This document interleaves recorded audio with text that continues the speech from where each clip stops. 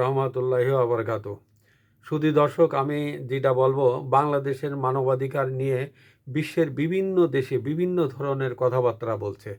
যেমন সম্প্রতি আহ, ব্রিটেন থেকে আহ, একটা প্রতিবেদন করা হয়েছে। সে প্রতিবেদনের ভিতরে আছে সিলেটের গোয়াইনঘাটে বীরেন্দ্র কুমার দে অর্থাৎ ঝুনু স্যারের বাড়িতে রাতের বেলা আগুন ধরায় দেওয়া হয়েছে। হিউম্যান রাইটস ওয়াচ এবং ব্রিটিশ পার্লামেন্ট তারা বলছে যে বাংলাদেশের নারী এবং শিশু নির্যাতন এবং ধর্মীয় সংখ্যালঘুদের উপরে হামলা বেড়েছে এবং এইগুলো এই সরকারের সময় এই হামলাগুলো বাড়িছে। জিসি, ডিজি এবং আইন ও সালিশ কেন্দ্র তারা এই উদ্বিগ্ন হয়েছে এবং তারা বলেছে গত এক মাসের ভিতরে 10 জন সংখ্যালঘুদের উপরে করা হয়েছে, হত্যা করা হয়েছে 10 জন সংখ্যালঘুকে। এবং তার ভিতর আছে দীপু দাস, পার্বত্য চট্টগ্রামের নির্যাতন, হত্যাকাণ্ড এবং উপজাতি নির্যাতন এবং হত্যাকাণ্ড, এবং আদিদুর রহমান মুসাব্বির, তারপরে একজন জামাত কর্মীও মারা গেছে। চট্টগ্রামে এনসিপি নেতা গাজীপুরে এনসিপি নেতা, এবং কিছুদিন আগে উসমান হাদি মারা গেছে। শরিয়তপুরে বোমা বিস্ফোরণে 3 জনের মৃত্যু।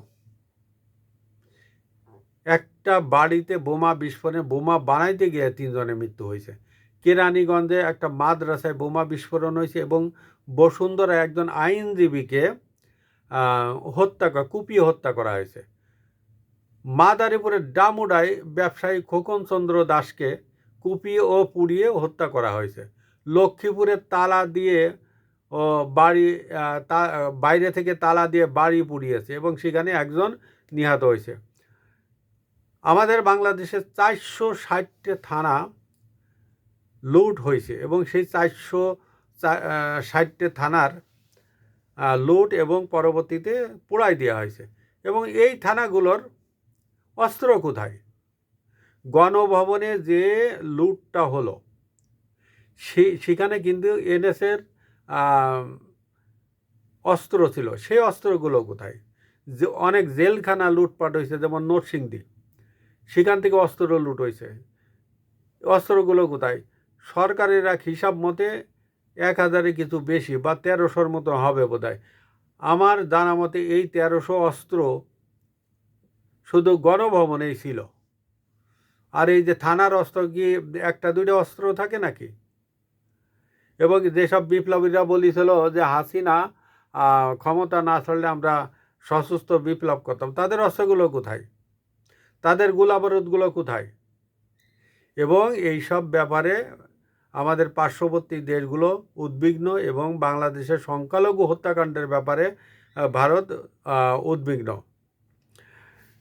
অনেক জায়গা ঘরে আগুন দিছে এই সংখ্যালঘুদের, এমন মন্দির পুড়াইছে, সেটা নিয়েও ভারত তথা বহির্বিশ্বের অনেক দেশ উদ্বিগ্ন।